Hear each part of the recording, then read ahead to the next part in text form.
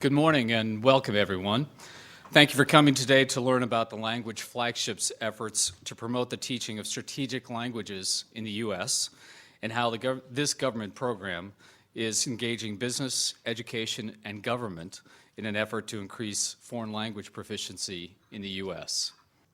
Organizations and leaders who prioritize cultural intelligence are more likely to accomplish their mission and experience several benefits, including enhanced business performance, better decision-making and flexibility, ability to adapt internationally and be able to do it more easily, and attracting and retaining talent. A company's chances of truly becoming an employer of choice anywhere in the world is when recruits can see that company uses its cultural intelligence, that it's valued and it's modeled inside of the organization. These experiences not only build engineering and language skills, they also give students a new appreciation for what it means to work in another culture and build cultural intelligence. This is a topic I really believe deserves a lot more discussion and a lot more visibility. Just around the corner here on Capitol Hill, these numbers may have shifted a little bit, but the reality 2 years ago was that less than 50% of our congressmen and senators had a passport. I don't know about you, that scares the hell out of me.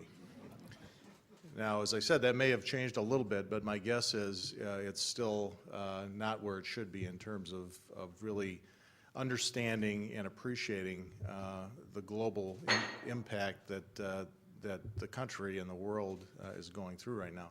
There's a tremendous power shift taking place in markets, and the way we're going right now, we're not going to keep up with that global shift. So I think the Language Flagship is a great example of what needs to be done to make sure that we've got the kind of transparency in this area of global business development that we really need.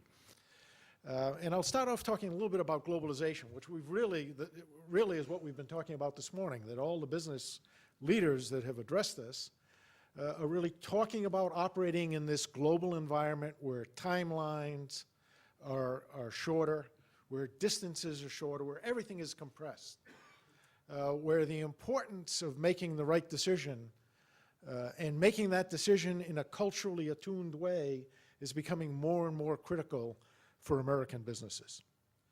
Clearly, as we've all discussed already this morning, a key to that competitiveness, a key to overcoming that challenge is language and cultural appreciation.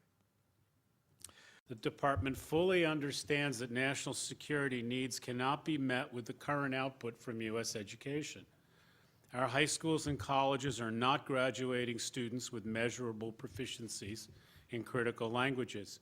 And the Department fully understands that, like other consumers of high school and university graduates, it must depend to a large part on the system, the education system, to produce the talents it needs to function in today's world. Perhaps our focus is not as finely tuned as our colleagues in the European Union, where the EU Commission on Multilingualism reports that, quote, a significant percentage of European SMEs lose millions of dollars of business every year as a result of linguistic and intercultural weaknesses. If we're to develop a globally competent workforce, our efforts must start immediately and must embrace the education of our children from kindergarten through universities. Federal investment in language education has expanded dramatically during the last decade. Together with programs at NSEP, the Department of State, and the intelligence community, we're working to produce more students with language abilities. The events of 9/11 and the political landscape since then have certainly raised the country's awareness of the national security needs for a multilingual workforce. But as a nation, we simply have not moved beyond the narrow concept of language and national security to the needs to meet the broader challenges of a very competitive world economy. At NACP, we have developed one very significant response to this need.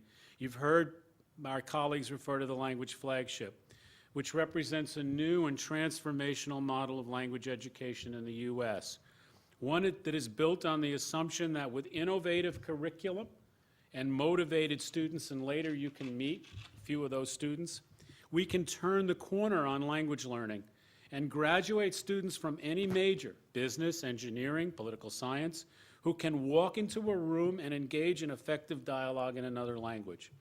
We've successfully tested the model and are actively expanding opportunities to hundreds, if not thousands, of undergraduates across the U.S. We want to create an expectation that a well-trained professional in the social, natural, physical sciences, and professional fields can function effectively in a global environment.